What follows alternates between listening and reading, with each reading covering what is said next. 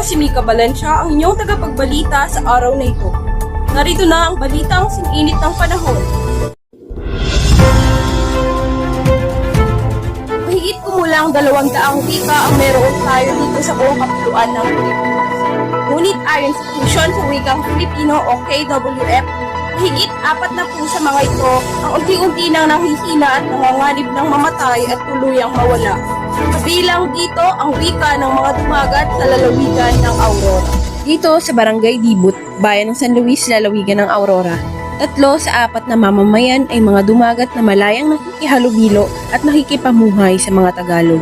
Ngunit kahit isa lamang sa 4 na mamamayan ang mga Tagalog dito, Tagalog na ang salitang ginagamit sa araw-araw na pakikipagkomunikasyon at bihira ng gamitin ng mga dumagat ang kanilang katutubong wika.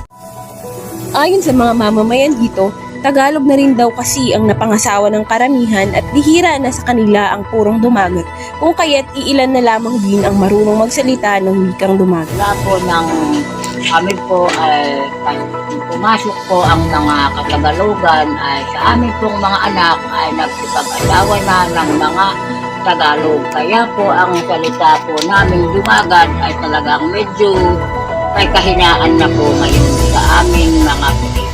Ani pa nila, karamihan daw sa mga nakapag-asawa ng Tagalog ay hindi na itinuturo ang wikang dumagat sa kanilang mga anak. Hindi ko na po na ituturo ang salitang dumagat sa aking mga anak dahil isa po nakapag-asawa po ako ng Tagalog.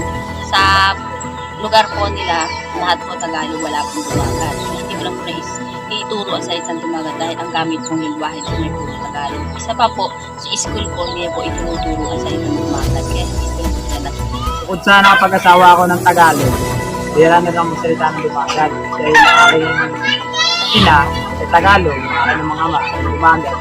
Kaya hindi rin naman ako magsalita ng dumagat. Marami na rin kasi rito ng Tagalog.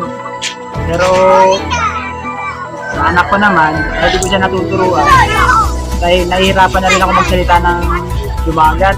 Ewan ko ba kung bakit, siguro kaya gawa na lang din ng sa paligid ko dito ay puro Tagalog na salita.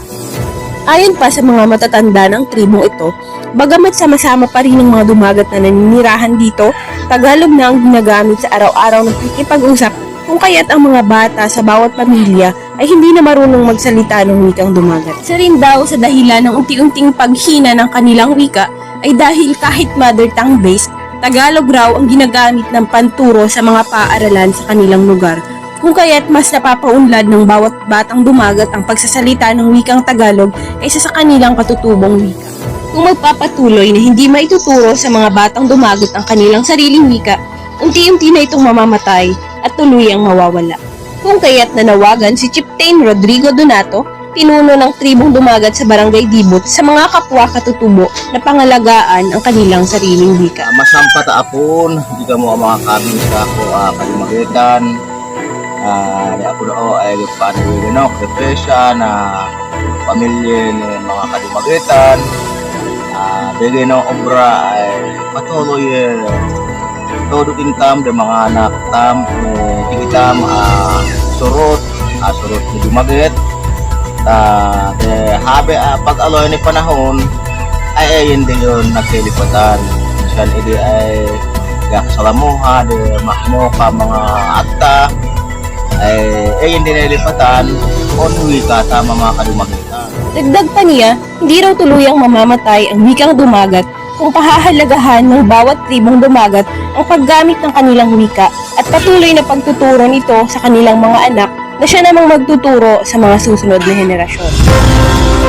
Nais ding humingi ng tulong ng tribong dumagat sa lugar na ito, sino mang may kakayahan na makapagsulat at makapaglathala ng isang diksyonaryo ng kanilang katutubong wika at ng salin nito sa wikang Tagalog. Naniniwala sila na sa ganitong paraan ay patuloy na mapepreserba, mapapangalagaan, mapapanatili ang kanilang wika at mapipigilan ang patuloy na paghina nito o tuluyang pagkawala at pagkamatay nito. Kung kaya't ako, bilang isang mag-aaral na nagdadalubhasa sa Filipino at nakapag-asawa ng isang katutubong dumagat, ay nangangakong gagawin ang aking makakaya upang matulungan ang kanilang komunidad na makagawa ng isang diksyonaryo at mailathala ito pagdating ng panahon.